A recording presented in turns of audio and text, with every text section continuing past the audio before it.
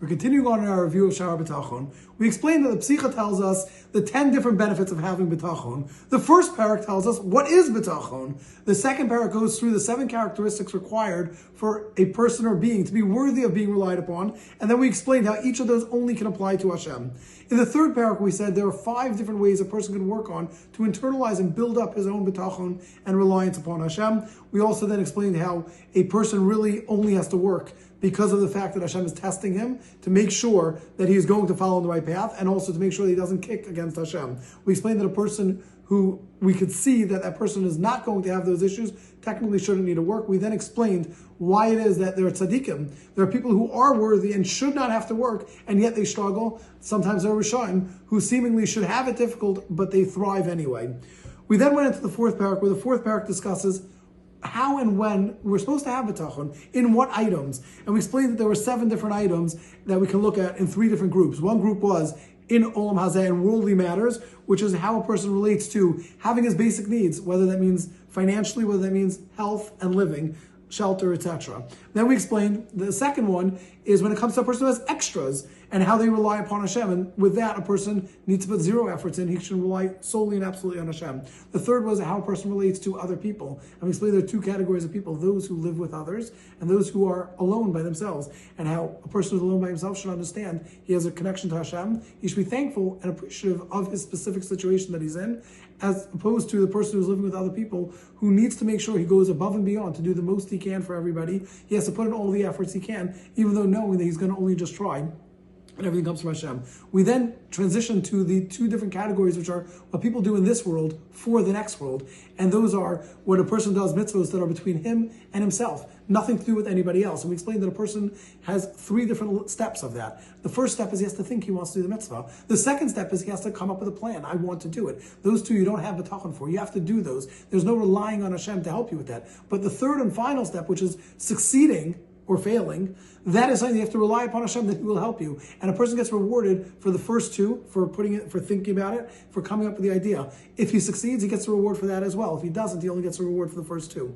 We explained that this also applies in the next category, which is mitzvahs that apply between a person and others. When a person has a mitzvah that is not only about himself, it's not only about him putting on tefillin, it's about him helping another person. When it comes to helping another person, we explained over there also, a person has to look and seek out different things of how they can help another person in his mind. Then he comes up with how I'm going to do this and how I'm going to help that person. And those 2, obviously, again, those are something that we don't say, you have bitachon, you have reliance on Hashem. That's something that you have to go out and do that yourself. And then the third step is that you try to do it. A person has to put in every effort he can. And if Hashem helps him and he succeeds, he should be thankful that Hashem gave him the opportunity to do this. We're now in the last 2 categories, which is the last category when it comes to Olam Haba, for reward in Olam Haba. We broke that down into 2 groups. One group being reward for Olam Haba in the things that you do, and mitzvos and rewards for actions that I've taken. And the second group is just in the fact that God is giving kindness and giving us for Olam Haba, which we don't deserve. So in this group of where we've done things, we've put in efforts, we've done mitzvos, we've avoided averos. So it explains Rabbeinu Bachya that for a person to have reward for good deeds and bad deeds, it's broken down into 3 different things. There's rewards in this world, there's rewards in the next world, and then there's something that you do that you get rewarded both in this world and the next world. However, it's a fascinating thing. It's not written out ever clearly about the rewards in Olam Haba. It says in the Torah very clearly, rewards and punishments for a person, what he does in this world, which are instant. So says Rabbeinu Bachya, let's try to understand 7 different reasons why this is not discussed, why we don't talk about the rewards in Olam Haba. And he explains, the first thing is we don't really understand. When we have a soul without a body, we can't relate to that. If we can't relate to that, certainly we can't relate to the joy or the suffering that a soul is going to have when it's on its own.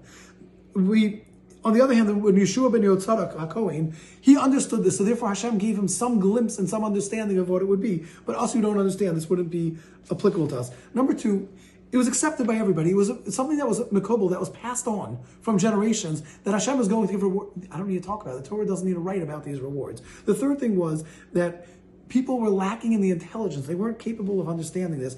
A father, when he wants to train his young child, he doesn't tell him about something that's long in the distance. He gives him instant rewards and instant punishments. So too Hashem did the same thing. He treated us this way, and he gave us instant rewards and instant punishments, and those that will be in the future, we don't need to talk about. The fourth thing is that no one is truly worthy of Olam Haba. Olam Haba only comes from either of two things, either from showing other people the right way and taking them away from bad, or from God giving chesed, kindness.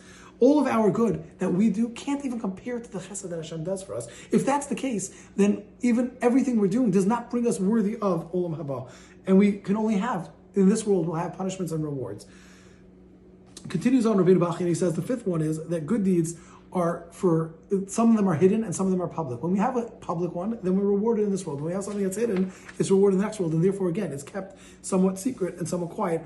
The punishments, same way. Those things that are public are punished publicly, and that's why it's in this world. Those things are privately are going to be in the next world. The sixth thing is that we live in this world, so let's discuss only this world. People don't, again, with Yoshu ben Yotzadak, we don't discuss anything that's outside of this world. He lived with the Malachim, so therefore he was able to understand it. And seventh and final is that if we understand what Olam Haba is getting close to Hashem. So therefore that's a given. We already know what it is. There's nothing to give out further more information on this. And so now Rabbeinu Bachya says, so what is our rule? We have to rely on Hashem and trust that Hashem will repay us for everything that we do. Therefore, even all of our Maasim Tovim, all the good deeds that we do are never going to be enough. So what we have to do is we have to rely on Hashem and appreciate that Hashem has given us the kindness. We shouldn't be hoping for reward. We should be living and saying, yes, I've done things, but it doesn't compare. And I'm hoping to you, and I'm going to rely upon you that you are going to give me a reward in Olam Haba.